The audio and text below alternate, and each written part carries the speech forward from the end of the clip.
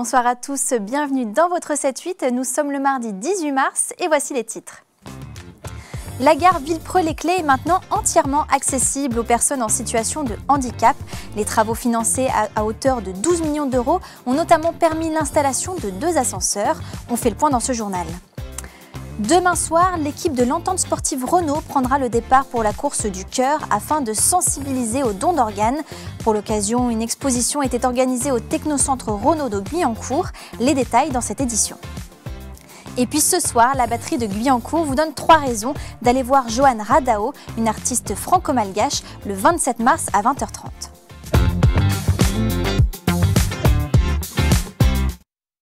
Mais avant de développer ces titres, Île-de-France Mobilité débute aujourd'hui sa campagne de dédommagement pour les usagers des lignes de train, de RER et de tram qui ont le moins bien fonctionné en 2024.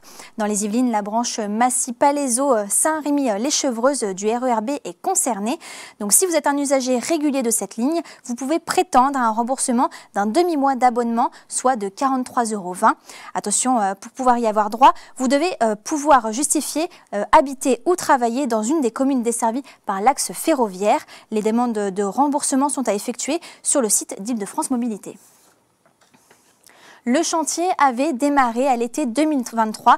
Depuis quelques semaines, les travaux de modernisation et d'accessibilité de la gare de Villepreux-les-Clés-sous-Bois sont terminés. L'objectif, faciliter le voyage des personnes en situation de handicap avec la mise en place notamment d'ascenseurs. À Saint-Quentin-en-Yvelines, 5 des 7 gares du territoire ont pu bénéficier de ces aménagements. Le reportage de Grégory Canalé. À la gare de Villepreux-les-Clés, vous avez peut-être déjà remarqué ces nouveautés. Comme vous le voyez derrière moi, vous avez l'ascenseur qui a un équipement assez emblématique de l'aménagement du quai. Donc il faut imaginer qu'à la place de cet ascenseur, initialement, il y avait un abri qui a été démoli. Et puis on a démoli l'escalier existant pour permettre l'installation de cet ascenseur.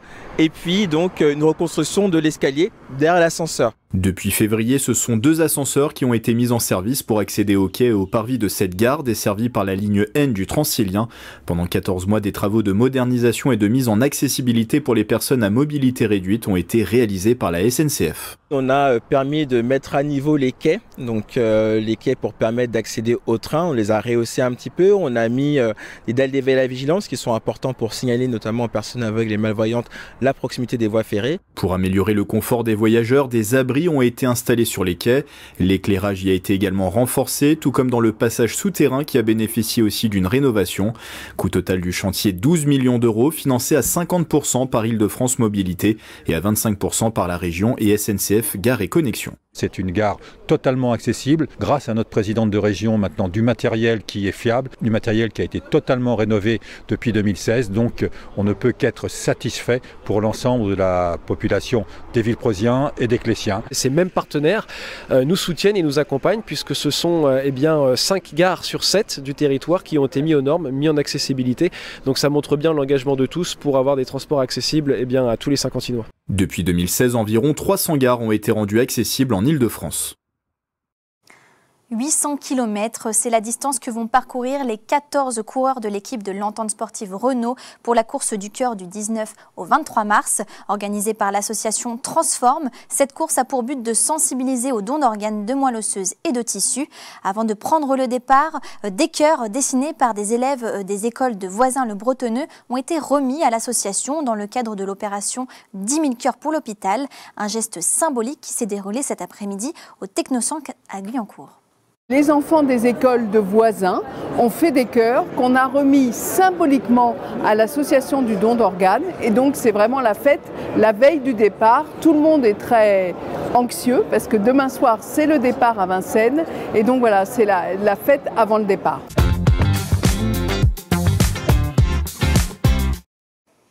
Comme chaque semaine, TV78 vous partage des idées de sorties culturelles. Et ce soir, c'est la batterie à Guyancourt qui vous donne 3 raisons d'aller voir l'artiste Johanne Radao en concert le 27 mars à 20h30. Bonjour, je suis Loïc Le Dévéat, le directeur artistique des Scènes de Guyancourt et je vais vous donner 3 bonnes raisons de venir voir le concert de Johanne Radao qui aura lieu à la salle debout à la batterie jeudi 27 mars à 20h30.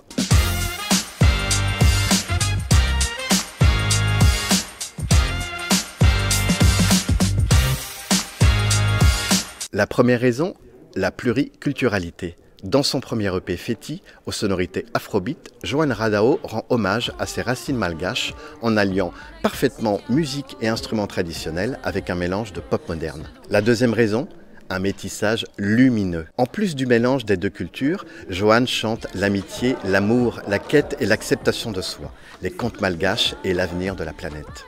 Autant de sujets qui lui tiennent à cœur et qui sont abordés avec finesse sur ses sonorités festives. Odeur, odeur, odeur du pays, mon pays adoré. Métana ou Paris, je vous laisse parier, je vous laisse en juger. Noyé dans un verre d'eau, du sang donc sur ma peau. Salé, sucré, je sais plus, je dois souffler, le soleil m'a fané. La troisième raison, une artiste pépite. Johan fait partie de ces jeunes artistes prometteurs qui sont les pépites de demain. Sa furieuse envie de vivre et de se réjouir est contagieuse. Faire la fête, danser, s'exprimer, se réunir et s'oublier. C'est ça la Feti. Et voilà, c'était les 3 bonnes raisons d'aller voir Johan Radao qui sera en concert à la salle debout de la Batterie le jeudi 27 mars à 20h30.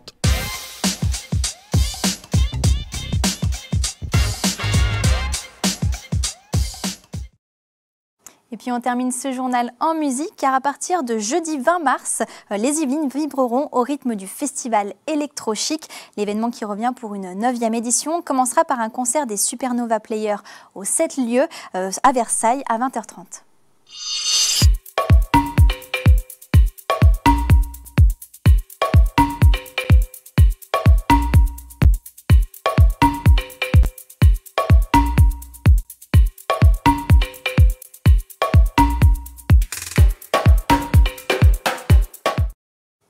Voilà, c'est la fin de ce journal. Merci de l'avoir suivi. Très belle soirée sur TV78.